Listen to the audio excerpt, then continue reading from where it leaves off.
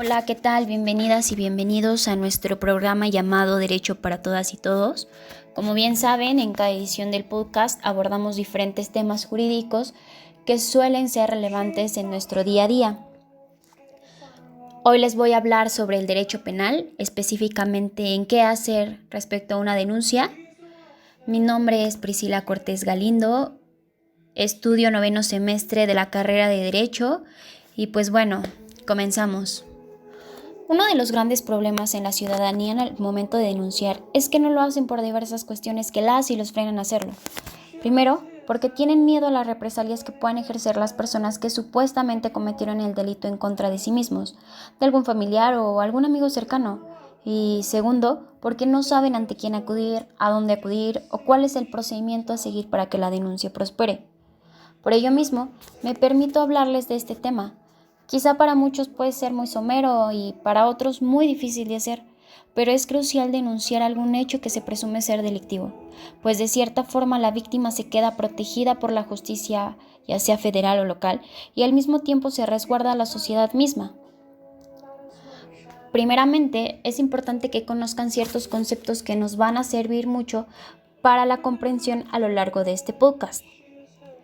¿Qué es un delito? Es una conducta que es contraria al ordenamiento jurídico vigente y debido a su comisión amerita una pena. Entonces, ¿qué es una denuncia? La denuncia es entendida como la noticia que cualquier persona le hace al Ministerio Público o a la policía investigadora de que se ha cometido un hecho probablemente delictivo.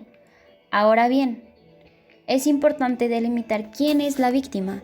Es aquella persona física o moral, entendiendo a la persona física como cualquier ser humano, y persona moral, entendida como cualquier empresa, que va a sufrir un daño en su esfera jurídica, es decir, puede ser en su vida, en su salud, libertad, seguridad, patrimonio, honor, etc.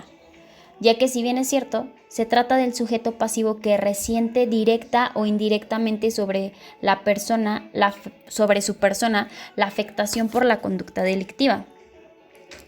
Mientras que el Ministerio Público es el órgano del Estado que se encarga de representar a la sociedad.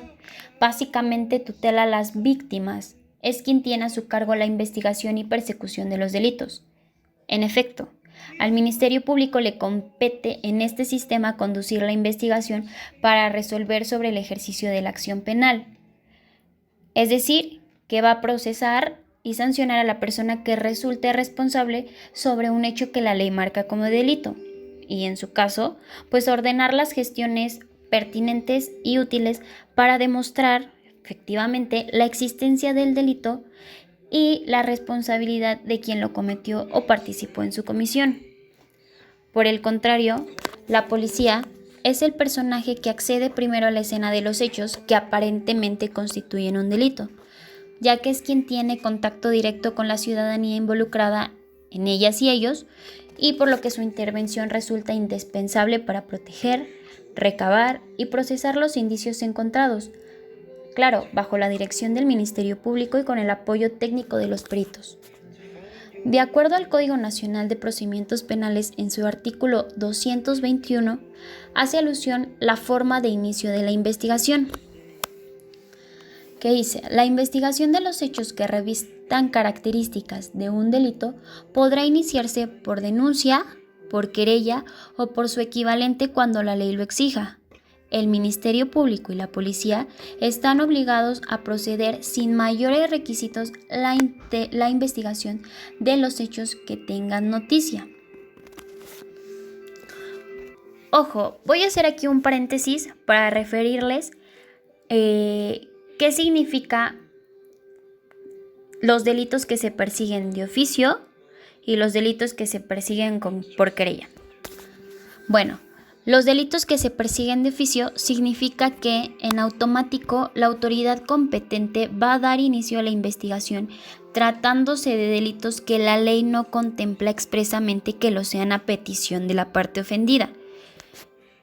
¿Qué quiere decir esto? Que pues de tajo la autoridad va a iniciar la investigación por ese delito. Por ejemplo, tratándose de delitos de delincuencia organizada, delitos de violación, desaparición forzada, entre otros, ya que son casos urgentes. Entonces, de este modo, la forma y el contenido que debe llevar la denuncia podrá formularse por cualquier medio y deberá contener, salvo los casos de denuncia anónima o reserva de identidad, 1. La identificación del denunciante. 2. Su domicilio. 3. La narración circunstanciada de los hechos.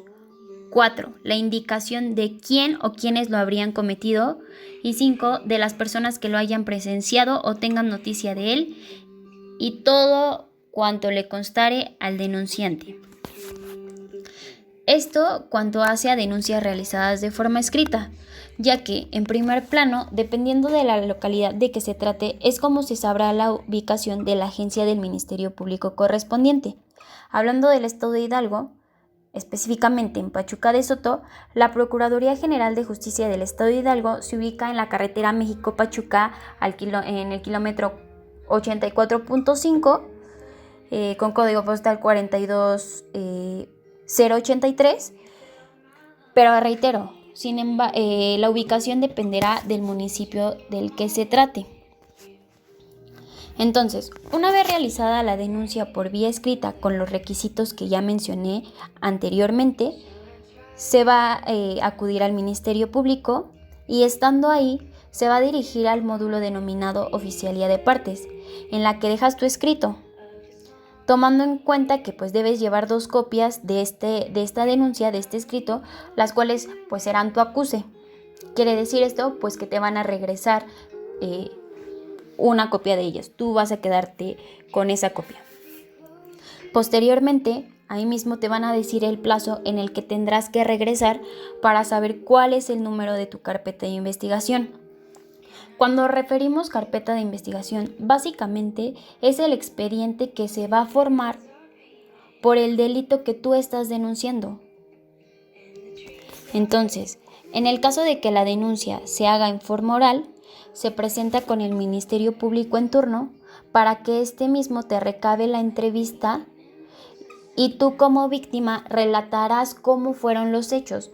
Lo recomendable es que se hagan de una forma cronológica, lo más conciso y concreto posible. Después, en ese mismo momento, el Ministerio Público te hará del conocimiento de cuál es tu número de carpeta de investigación para darle seguimiento al proceso penal. Después, considerando el artículo 110 del Código Nacional de Procedimientos Penales, el Ministerio Público te va a designar o le designa a la víctima un asesor jurídico, ya que este es quien interviene para orientar, asesorar o intervenir legalmente en el procedimiento penal, reitero, en representación de la víctima u ofendido.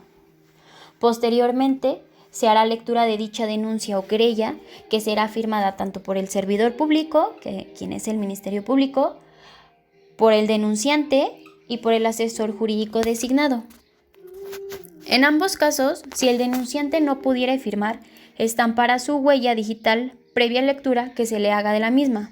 Mientras tanto, cuando la denuncia sea presentada ante la policía, esta informará de dicha circunstancia al Ministerio Público en forma inmediata y por cualquier medio, sin perjuicio de realizar las gestiones urgentes que se requieran, dando cuenta de ello en forma posterior al Ministerio Público.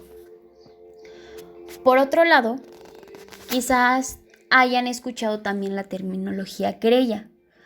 Pues quiero aclarar que denuncia y querella son términos diferentes y no pueden ser confundidos como sinónimos, ya que la querella es entendida como la anuencia del titular del bien jurídicamente afectado a fin de que la autoridad investigadora, que en este caso puede ser el Ministerio Público o la policía, dé inicio a la investigación y efectúe el ejercicio de la acción penal cuando se trate de bienes jurídicamente disponibles. Por ejemplo, aquí van a entrar pues el delito de daño a la propiedad, el delito de abuso de confianza, el delito de fraude y otros más que marca el Código Penal Federal. Entonces, toda vez que la pretensión es que se inicie una investigación de uno o varios hechos que la ley señala como delitos y que requieran forzosamente de este requisito de procedibilidad para ser investigados y en su caso se ejerza la acción penal correspondiente. La querella debe contener en lo conducente los mismos requisitos previstos para la denuncia, que ya fueron referidos anteriormente.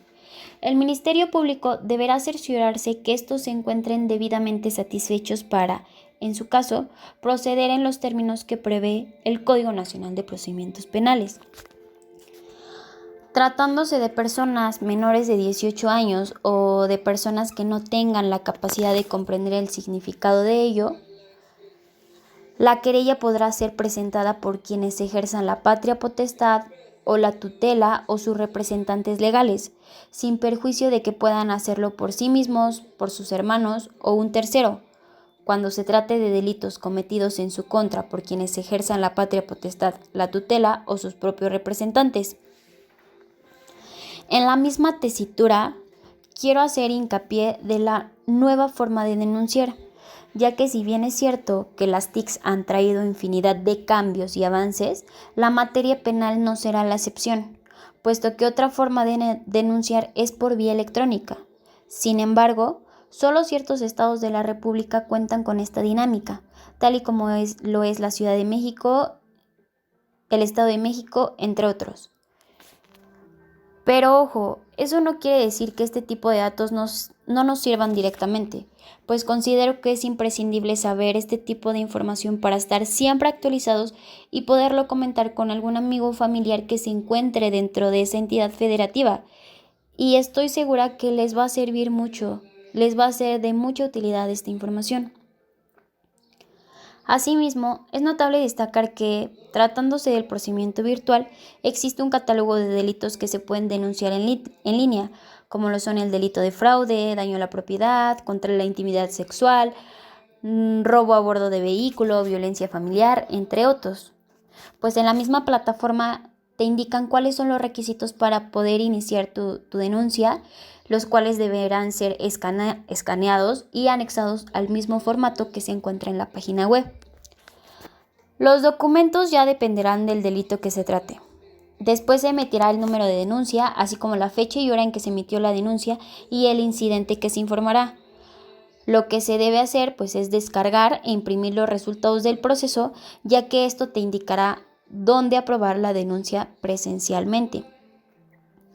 Como se puede observar, es un procedimiento sencillo que cualquier persona puede hacer si ha sufrido de algún hecho que la ley señala como delito.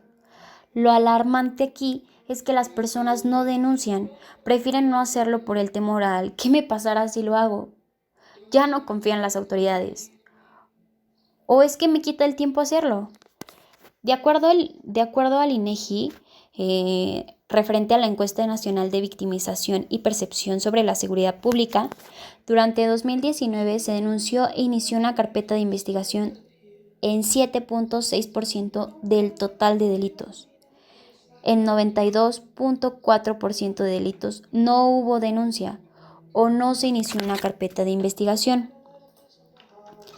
Eso quiere decir que en ese mismo año, solo se denunció el 11% de los delitos. De ellos, el Ministerio Público inició una carpeta de investigación en 69.1% de los casos. Del total de carpetas de investigación iniciadas por el Ministerio Público, el 44.5% de los casos no pasó nada o no se continuó con la investigación. Entre otras de las razones de las víctimas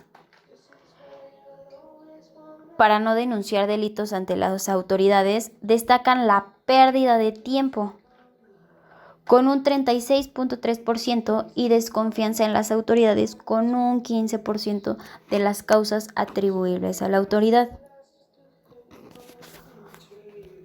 Ahora bien, si el Ministerio Público que te atiende rechaza tu denuncia, puedes reportarlo.